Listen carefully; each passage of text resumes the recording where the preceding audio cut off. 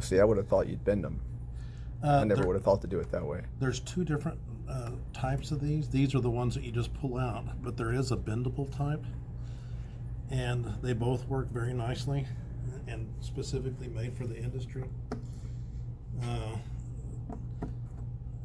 The tape is a problem because you definitely don't want to put the adhesive anywhere close to your image. And the thought is you have an extremely fragile piece of paper here, or cardstock, that image was printed on, all those years ago.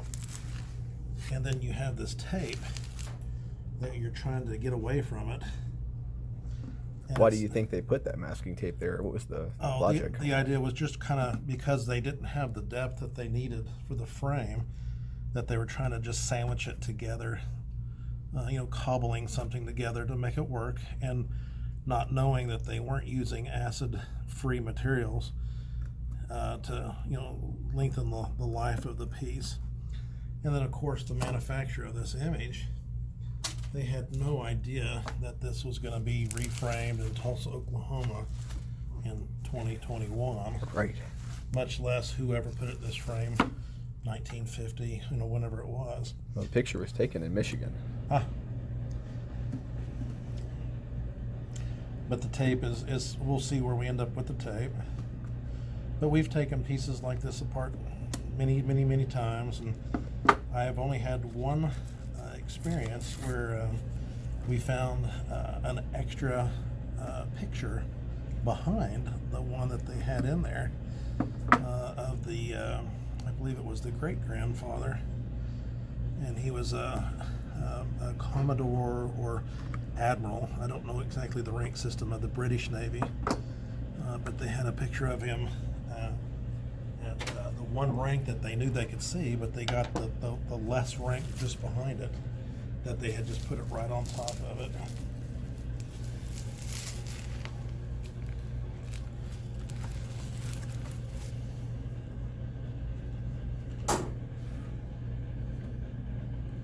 And this glass that's on it is just regular clear glass.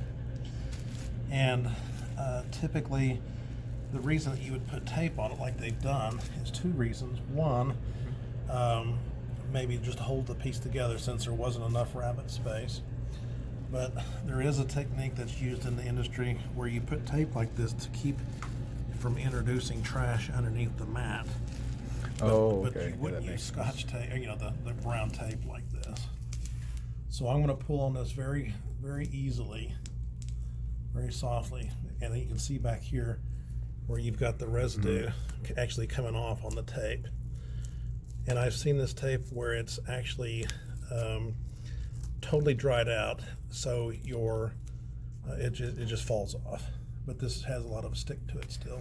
So maybe it's not as it hasn't been as long as we're thinking since Could it's be. been put in this particular glass.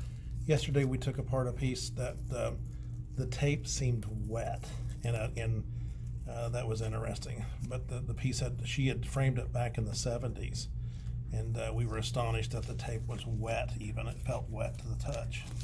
Yeah, I'm pretty sure this picture never sat in an attic or anything like that. It was always probably in air conditioning and was taken really good care of. And that mat, just to see you've got it on the tape, is an old Miller manufacturing company mat. They were the only company, I might take that back, they were the main company that made the black core mats, and they were never acid free. And they were discontinued probably about 2000 is the last time we saw those.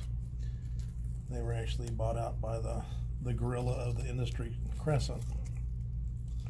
And we thought, oh great, we'll have a much better delivery system, but then they discontinued them.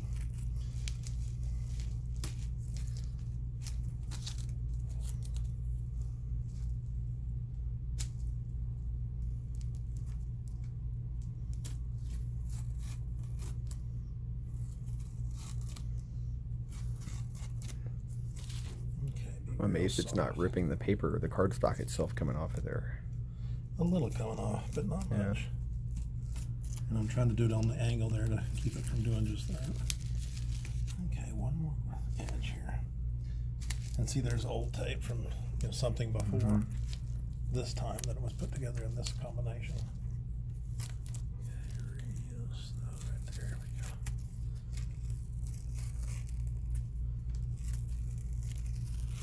we go. And typically what you want to do is to do no damage to a piece when you put it together. And we'll just take a look what you really have here. We're done. There we go. And hopefully this just drops right off. It's got a little bit of, it's thinking about it. There's like something up in here. Is there a pin in here maybe? Yeah, shouldn't be. Nothing for the pin to go into.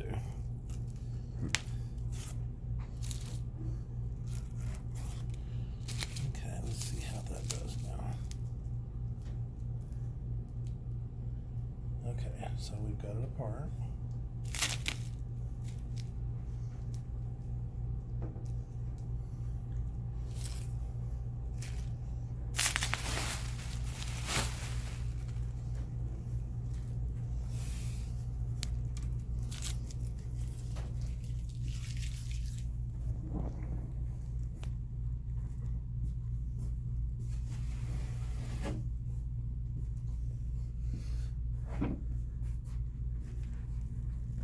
And so when it got reframed, they were trying to hide, the problems that it had, which makes sense. And this material here is just alpha cellulose, and it was these guys who made these back in whatever year that was would be astonished that it's still around. Let's see if there's any other notes besides that. I don't see anything. Doesn't look like it. Other than getting that, but I'm sure you've got a video of that already. Let's flip it back over. Okay, there you go. And I would definitely use that frame again.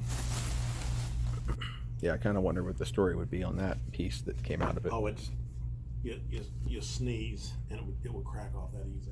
Even when they're new? Not, but now. Oh yeah, sure. Oh yeah. For the last 50 years, they would be that way. So maybe the last time it got changed out of a frame could have happened easily.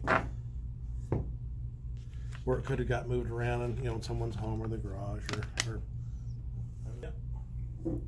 And then we do all kinds of photo restoration. It will absolutely handle the frames. So these are the three mats that came out that I thought would look really good with your piece. Let's just take a look at it here.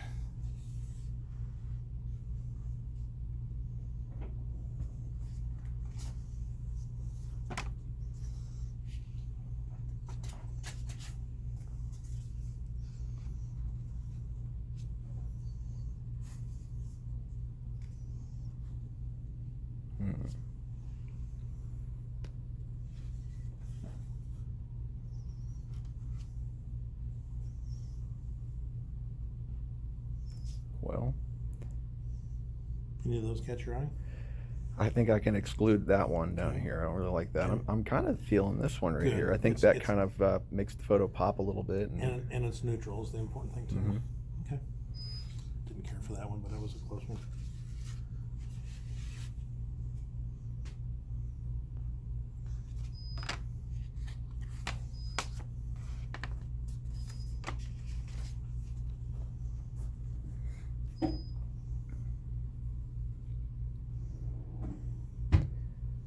So do you get something in here like this about every week or a little less often? No. Just exactly like this, probably once a month.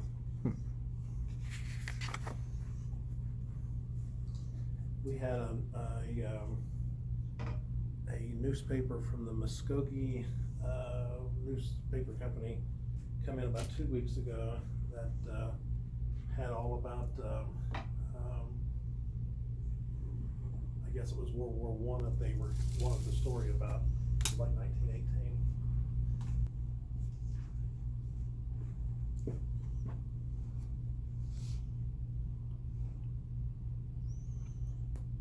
Here's something I would consider. Is you have the embossing, the original embossing, And other than just right there, it's in great shape around. Your mat that you had on it was really wide. I would do a thinner mat and show some of the embossing around it. So instead of having a mat all the way to the edge of the photograph, like this one that's so wide, is to, and it was going to be the same outside edge, is to actually come back about that far to where you show the embossing of the original image. I think would look really nice. Yeah, I agree. Why don't we do that? That will look real nice. And I'm going to lay the frame back under so you can just see it. Okay. I guess that just wouldn't have any effect on the No, it just how this image is actually on the cardstock. How do they? Is it glued on, or how is it yeah, actually? it's on. Okay.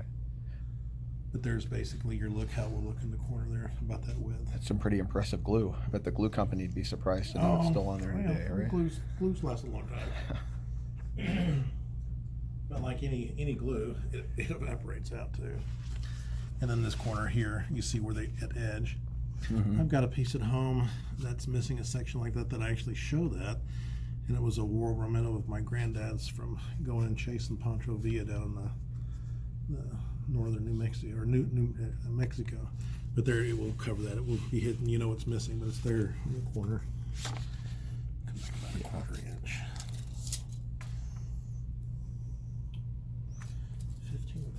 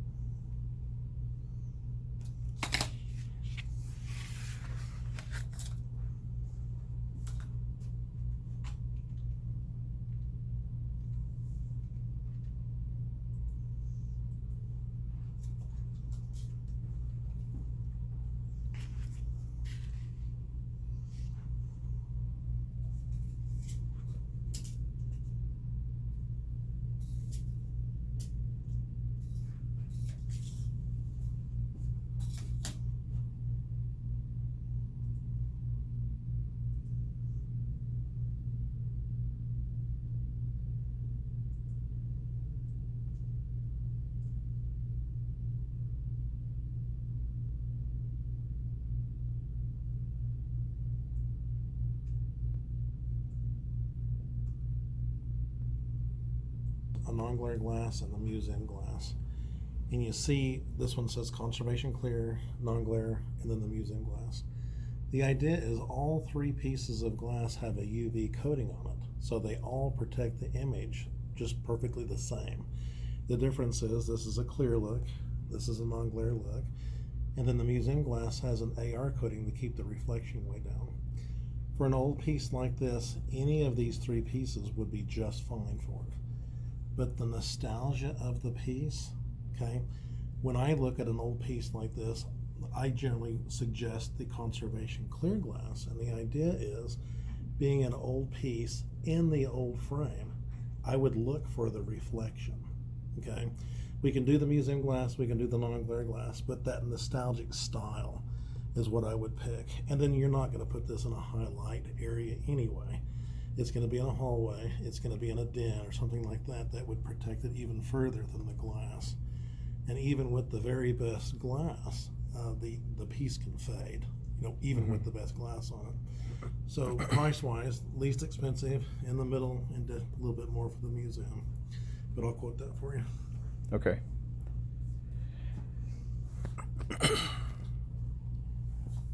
I think we can eliminate the non-glare Good. one. Yeah. Yeah. And then the main difference between museum and conservation clear is just the amount of glare you get off of them. Correct. Pretty much, this is kind of medium. They're both UV. These are both UV, and but you see a bit of a reflection on that one where you just don't see anything there. Well, I can tell you something I just noticed. There's a green reflection of your lights off the ceiling in this one, and there's a white reflection off this one. Why are they a different color? Because of the coatings that are on it. And then see, you're probably seeing it way hard to see it there. But you see where there's a difference there. Yeah. Yeah, I can't even see my own reflection in this Right, one, basically. In right. this one, I see myself. Okay. And be glad to sell you either one. Okay, I think the conservation clear, I think I agree with you on that.